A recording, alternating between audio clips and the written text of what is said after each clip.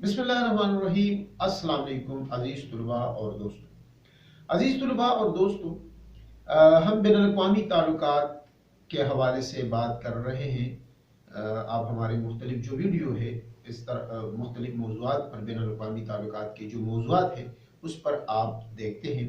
आज का जो मौजू है वो भी बहुत अहम है।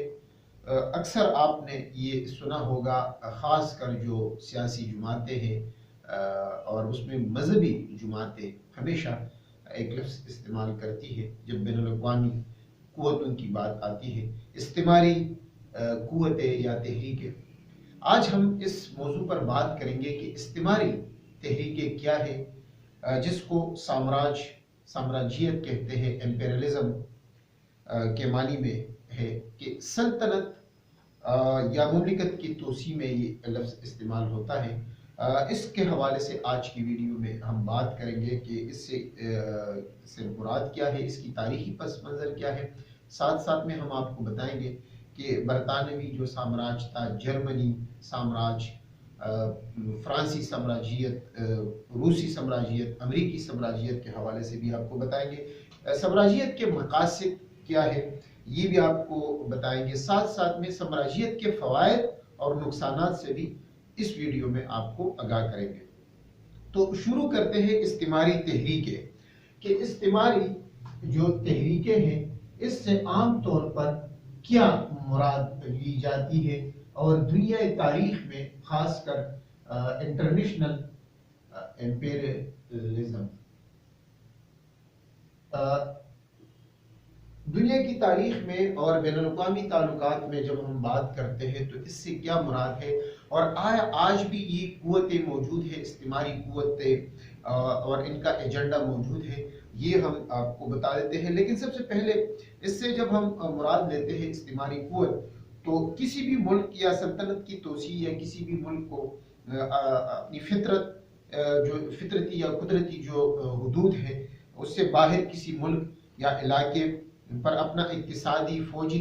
तसल्लुत कायम करना या असर रसूख कायम करने के ज़िम्मे में इस्तिमारी जो साम्राज्य है बैनुल-अक़वामी तारीख़ में, बैनुल-अक़वामी ताल्लुकात की जो तारीख़ ये उसमें मौजूद है कि इसकी मिसाल जो है इसमें हमें 18वीं और 19वीं सदी में इसकी मिसालें यूरोपी ताकतों, बरतानिया, फ्रांस, जर्मनी वगैरह की इस्तिमारी कार्रवाइयाँ जो हुई है उसमें हमें मिलती है। और इसमें हम देखते हैं कि सनत, साइंस और टेक्नोलॉजी के ज़रिए अफ्रीका और एशिया के बहुत से ममालिक पर कब्ज़ा किया गया और जहाँ इन ममालिक ने अपने जो मसनूआत थे या अपना कब्ज़ा बरकरार रखा। साम्राज्यियत की जो तारीफ है या साम्राज्यियत या साम्राज्य की जो तारीफ है वो तारीफ क्या है ये मैं आपको बता देता हूँ। साम्राज्यियत की जब हम बात करते हैं तो इसका मकसद जो है, मोर्टिस चोलिस बोन कहता है कि एक ऐसी सल्तनत जिसका मकसद एक सल्तनत को मुनज़्ज़म करना, बरकरार रखना और बढ़ाना है और जिसमें कई यूनिट्स जो है एक ही मरकज इक़्तिदार के ताबिया होती है। टी मोन कहता है इस हवाले से कि यूरोपी अक़वाम की तरफ से गैर यूरोपी अक़वाम पर हुकूमत करने का नाम साम्राज्यियत है। इस हवाले से दूसरे एक मुसन्निफ है चार्ल्स ए बैरेट, वो कहता है कि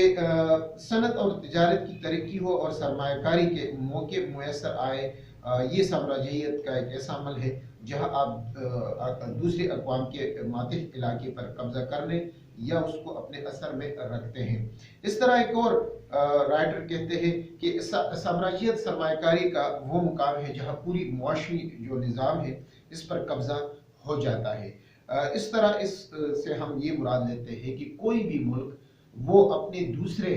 जो कमज़ोर ममालिक है उस पर वो कब्ज़ा करते हैं, वहाँ अपना असर रसूख कायम करते हैं। वो कब्ज़ा फ़ौजी, सनती, तिजारती, साइंस और टेक्नोलॉजी के हवाले से भी हम बात कर सकते हैं और आज के दौर में ये साम्राज्यियत की एक मिसाल है कि उसको आप उनके माशी और पूरे निज़ाम को आप अपने ताबे बना लेते हैं। इस तरह इसकी तारीखी जो पस मंज़र है, पस मंज़र में 16वीं 17वीं सदी में बरतानिया, फ्रांस ہالینڈ، پرتگال، اسپین وغیرہ کی فتوحات سے مغربی یورپ میں سرمایہ داری کا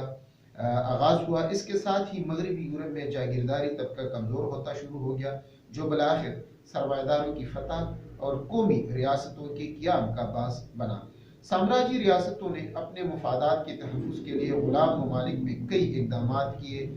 جس میں چند ایک یہ بھی ہے کہ زمین کی نجی ملکیت رائج کی گئی ہے، اور زمین سفید فارم آبادکاریوں کو الاٹ کر دی گئی تاکہ گندم کے بڑے بڑے فارم جو ہے وہ بنا سکے۔ نو آبادیاتی جو علاقے تھے یا ملک تھے، غیر ملکی سرمایہ کاروں کے ذریعے کانکنی تجارت یا نقد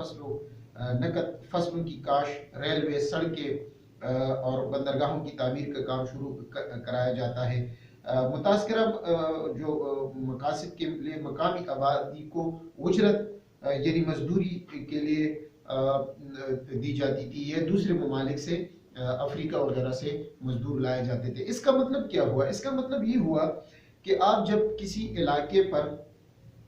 جو ماضی میں ہوا ہے، آج سے تھوڑا سا اب اس میں کچھ تبدیلی بھی آئی ہے، وہ میں آپ کو بتاؤں گا کہ آپ ان علاقوں کو پورا قبضے کرتے تھے، وہاں کی تجارت کو، وہاں کی کاشتکار کو، وہاں کی صنعتوں کو، وہاں کے سرمایہ کو، اور مقامی جو لوگ ہوتے تھے ان کو اپنے زیر اثر رکھتے تھے، اور وہ آپ کے ماتحت ہو جاتے تھے۔ اس کو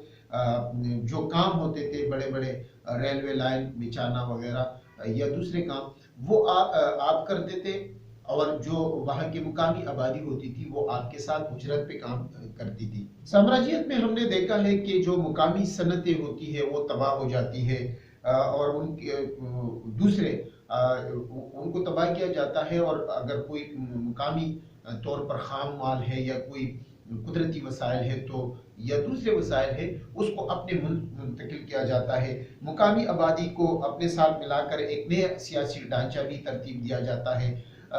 ساتھ ساتھ میں غلام ممالک میں پولیس اور فوج کو اپنے تابع اور اپنے مقاصد کے لیے ان کو منظم کیا جاتا ہے۔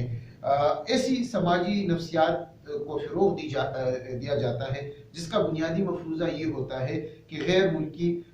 جو لوگ ہوتے ہیں وہ آپ کے مقامی باشندر سے وہ بڑے ہوتے ہیں، وہ برتر ہوتے ہیں، اور مقامی باشندے جو ہے وہ کمتر سمجھے جاتے ہیں۔ یعنی ان کا ذہن اس طرح بنایا جاتا ہے جس طرح برطانیہ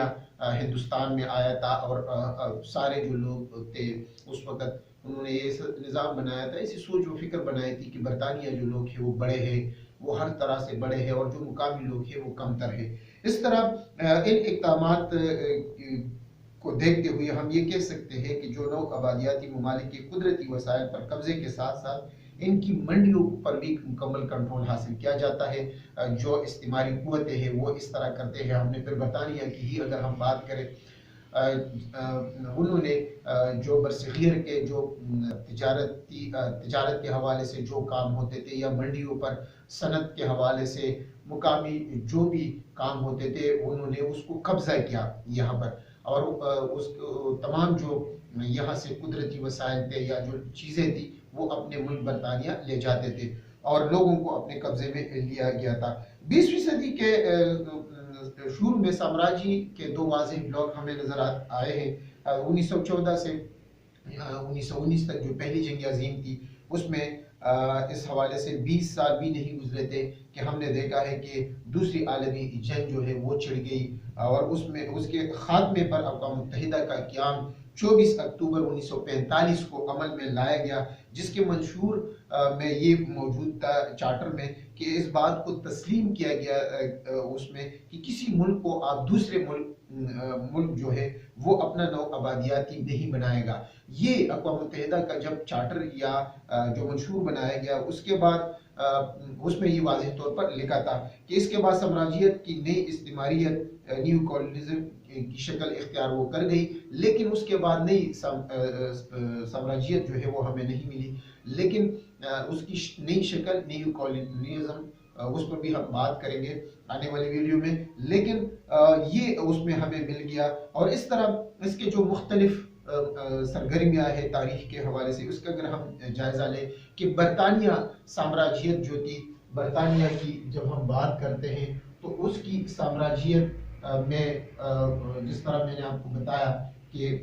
برصغیر بھی آ جاتا ہے، دوسرے بہت سے علاقے آ جاتے ہیں جہاں پر انہوں نے اپنا جو قبضہ تھا وہ قائم کیا۔ اور پھر ہم نے دیکھا ہے دوسرے جنگ عظیم کے اختتام پر برطانیہ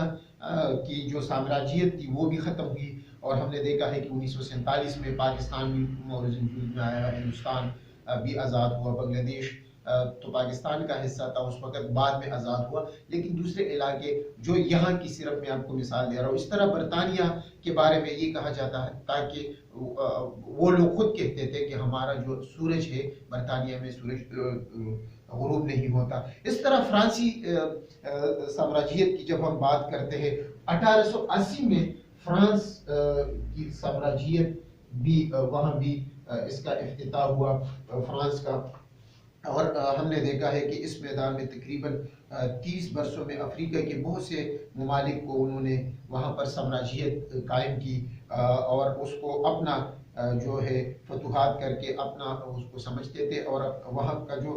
خام مال تھا اس کو سے زیادہ فائدہ مقامی جو لوگ تھے وہ فائدہ نہیں اٹھا سکے، بلکہ یہ لوگ بھی فائدہ نہیں اٹھا سکے فرانسیسی جو سامراجیت میں تھے، کیونکہ ان کو اتنی سمجھ نہیں تھی کہ تجارت اور ان چیزوں سے بنیادی طور پر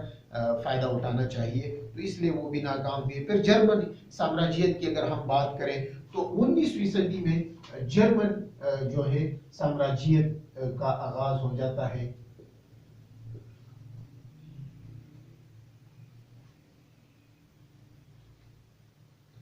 تو اس کی ہم دیکھتے ہیں کہ جرمنی کی 19ویں صدی میں سامراجیت کے خیالات وہاں پر بھی پیدا ہوئے، اور ان کا وزیر اعظم جو ہے کیپ ایلن کے دور میں جرمنی سامراجیت کا آغاز ہوا باقاعدہ طور پر۔ اس نے افریقہ میں سوڈان کے بعض علاقوں اور بحر الکاہل میں مجموعی الجزائر پر بھی جو ہے وہ اکتفا کیا، اور چین کا بھی ایک علاقہ کوچو جس کے کہتے ہیں اس کے ہاتھ میں آیا۔ تو پھر ہم جرمنی کی جو سامراجیت ہے وہ ترکی کے سلطان سے انہوں نے کچھ مراد لیے، اور بغداد ریلوے انہوں نے لے لیا، اور اس طرح وہ آگے بڑھتے گئے۔ لیکن پھر ہم نے دیکھا ہے کہ 1914 میں جب پہلی جنگ عظیم شروع ہوئی تو جرمنی کے یہ جو ارادے تھے سامراجیت کے وہ ختم ہوئے، اور دوسرے عالمی جنگ میں شکست کے بعد وہ مکمل طور پر ختم ہوئی۔ اس طرح روسی سامراجیت کی بھی مختلف ہمیں وہ ملتا ہے کہ انہوں نے بھی مختلف جو نئی منڈیاں تلاش کرنے کے لیے انہوں نے بھی آگے بڑھے اور کچھ علاقوں کو قبضہ کیا۔ اس طرح امریکی سامراجیت کی جب ہم بات کرتے ہیں تو انہوں نے بھی مختلف صنعتوں کے حوالے سے صنعتیں قائم کی مختلف علاقوں میں، اور جو یورپ کے مال پر ٹیکس زیادہ لگایا اور اپنے مال کو زیادہ اہمیت دی۔ اس طرح ہم نے پھر دیکھا ہے کہ دوسری عالمی جنگ کے اختتام پر جو 1939 میں 1939 میں شروع ہوئی تھی، 1945 میں ختم ہوئی، تو وہاں پر اس کے بعد ہم نے دیکھا ہے کہ امریکہ جو ہے وہ سپر پاور بن گیا، اور سپر پاور کے طور پر وہ سامنے آیا، اور نو آبادیاتی نظام کے ذریعے استحصال کے عمل میں عالمی قیادت کا جو منصب ہے وہ سنبھال لیا۔ سامراجیت کے مقاصد کیا ہے، اس پر اگر ہم بات کریں کہ سامراجیت کے جو مقاصد ہے وہ کیا ہے، تو اس حوالے سے ہم یہ کہہ سکتے ہیں کہ اس کے جو پہلے مقاصد ہے، مارکن تو اپنی کتاب میں یہ لکھتا ہے جس کا نام ہے قوم کی باہمی سیاست یعنی پولیٹکس ایمنگ نیشن میں، وہ 3 مقاصد اس کے حوالے سے وہ لکھتا ہے کہ عالمی سلطنت یعنی ورلڈ امپائر، دوسری براعظمی سلطنت، مقامی برتری کہ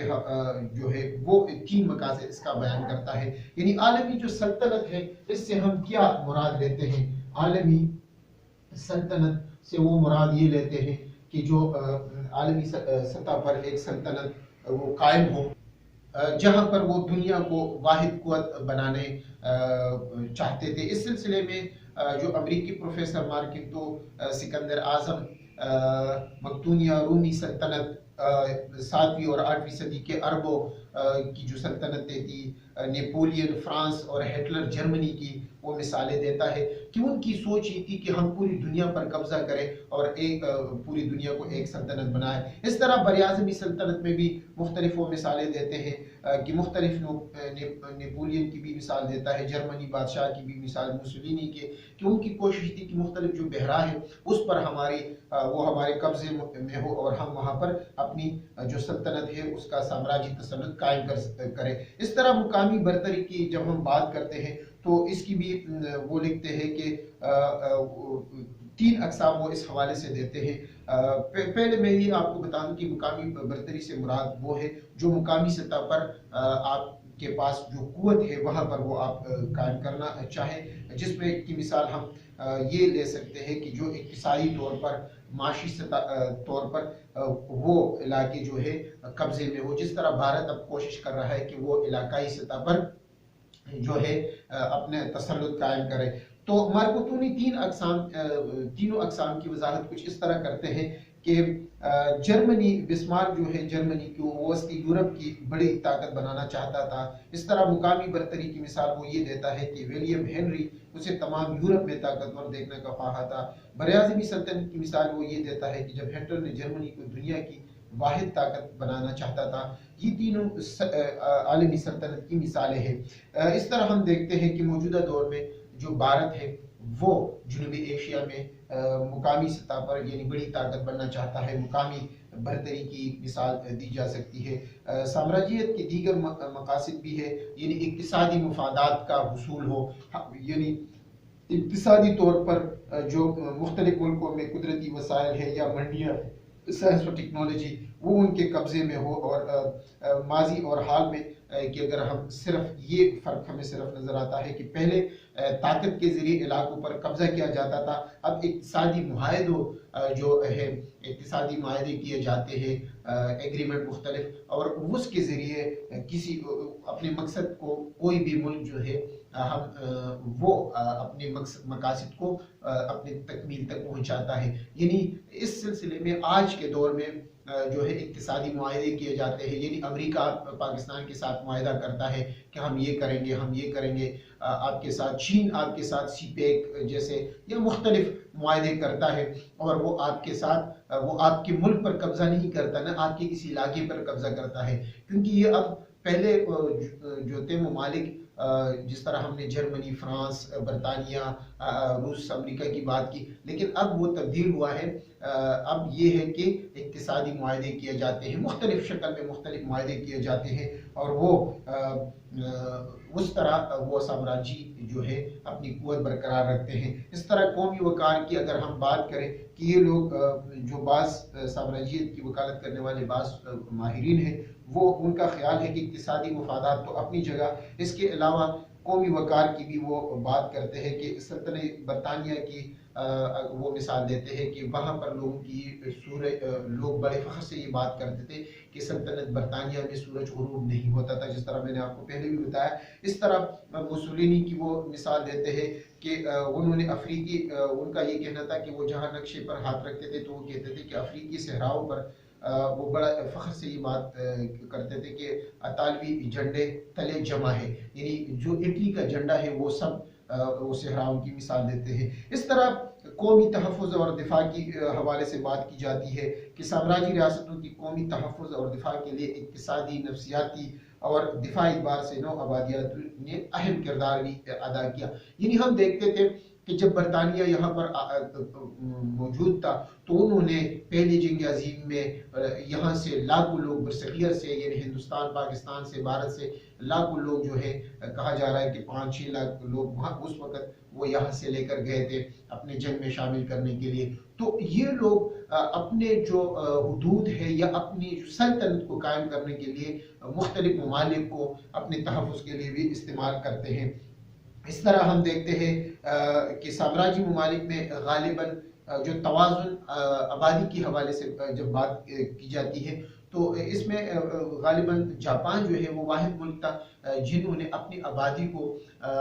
दूसरे ममालिक में मुंतकिल किया, यानी चीन में मुंतकिल किया, और वहाँ पर चीनी वो देखते हैं कि वो जापानी जो थे वो चीन में आबाद हुए। इस तरह इनका ये भी एक तस्वर था कि हम तवाज़ुन को, जो आबादी का तवाज़ुन है, एक जगह पर लोग मुकीम ना हो बल्कि लोग दूसरे जगहों पे चले जाए, वहाँ पर काम करें, ताकि एक जगह के जो वसाइल है, कुदरती वसाइल या जो मुल्की वसाइल होते हैं, वो कम ना पड़े, बल्कि दूसरी जगह पे लोग नए बाजार लगाए, नई मंडियाँ लगाए और वहाँ का काम करें। तो इसमें हमें सिर्फ जापान की मिसाल मिलती है कि उन्होंने चीन में नई वहाँ पर लोगों जो मुफादात है उसके हुसूल के लिए अपनी आबादी को मुंतकिल किया। यूरोपीय अक़वाम या बरतानिया, फ्रांस, जर्मनी वगैरह ने बहुत कम लोग उनके हमने देखे हैं कि वो एशिया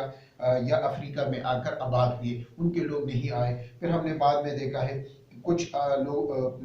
दूसरी जंग अज़ीम के बाद हमने देखा है कि कुछ ममालिक की आबादी कम हुई, तो उन्होंने फिर ग़ुलामों को दूसरे ममालिक से अपने मुल्कों में भी लोगों को आबाद किया। इसकी मिसाल अभी भी हमें मिलती है मुख्तलिफ मुल्कों में, मतलब ऑस्ट्रेलिया वगैरह में, दूसरे जो ममालिक है वहाँ पर हमें इसकी मिसालें मिलती है। बरतानिया की भी मिलती है कि वहाँ की आबादी अब वो नहीं है जो किसी ज़माने में उनका सूरज गुरूब उनके इलाके में नहीं होता था। साम्राज्यियत की जब हम बात करते हैं तो इसमें इसके फ़वाइद और नुकसानात का भी जिक्र आ जाता है कि ये हकीकत है कि इसके नुकसानात तो ज़्यादा है, लेकिन फ़वाइद भी कुछ है। तो फ़वाइद की जब हम बात करते हैं तो हमें इसमें ये भी मिलता है कि जब साम्राज्यी ताकतें अपने लोगों को दूसरे इलाकों में या दूसरे मुल्कों में शिफ्ट करते हैं तो उससे साइंस और टेक्नोलॉजी की तरक्की होती है, रेलवे लाइनें बिछती है। जिस तरह हम बरतानिया के लोग बरसगीर में आए तो हमने देखा है कि रेलवे लाइन बिछ गई, साइंस और टेक्नोलॉजी, प्रेस कायम हुआ, यहाँ पर और जदीद चीज़ें आ गई। इस तरह हम देखते हैं कि तरक्की याफ्ता जो ममालिक के लोग फिर आ जाते हैं गरीब मुल्कों में, वो या कब्जा कर देते हैं, तो वहाँ पर जो रस्म रिवाज होती है या तालीम का फ़िरोग वहाँ पर आ जाता है। और हमने ये भी देखा है कि लोगों में फ़नी तालीम और जो दूसरे यूरोपियन कल्चर मुतारिफ हुए इन मुल्कों में। इस तरह हम बरतानिया का जो कल्चर था वो भी बरसगीर में बहुत हद तक यहाँ पर कायम हुआ। इस तरह इसके नुकसानात भी है। नुकसानात की जब हम बात करते हैं तो नौ आबादियाती जो इलाके होते हैं, साम्राज्यियत की बदौलत जो नौ आबादियाती इलाके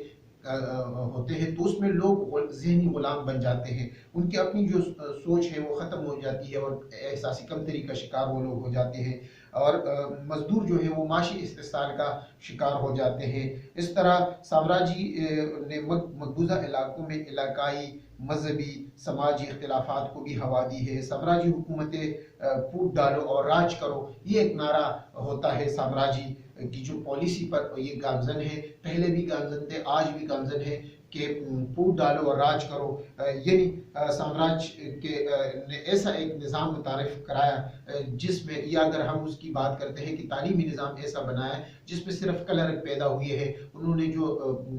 दूसरे यानी दानिश्वर या साइंस और टेक्नोलॉजी की बात करते हैं माहिरीन, उस तरह पैदा नहीं किए नौ आबादियाती इलाकों में। तो ये तो था दोस्तों साम्राज्यियत या इस्तिमारी कुव्वतें जो है उनके हवाले से, साम्राज्य के हवाले से आज हमने बात की कि कौन कौन से ममालिक ने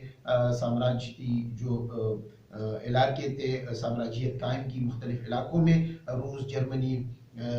फ्रांस, बरतानिया, अमेरिका ने बाद में, और आज भी अमेरिका ने हमने देखा है कि उन्होंने अपने वसाइल, दूसरे मुल्कों के वसाइल पर कब्जा करने के लिए हमले किए। यानी इराक की मिसाल हमारे सामने है, वहाँ पर तेल निकाला है, बहुत ज़्यादा तेल निकाला है। अफगानिस्तान में बहुत से कुदरती वसाइल अपने मुल्क लेकर गया। अफगानिस्तान की मिसाल अभी की मिसाल है, अभी भी अमेरिका वहाँ पर कुछ फौजों के साथ मौजूद है। लेकिन जिस तरह वहाँ पर क्योंकि कमज़ोर ममालिक थे तो अपने फौजी भी लेकर आए, जहाँ पर पाकिस्तान जैसे ममालिक है या दूसरे ममालिक है, इन ममालिक के साथ वो मुआहदात करके अपने जो मकासद है वो पूरा करते हैं। तो दोस्तों आज के लिए इतना ही। इंशाल्लाह नए वीडियो में हम बात करेंगे नौ आबादियाती निज़ाम के हवाले से। मुझे दी इजाज़त, अल्लाह हाफिज़।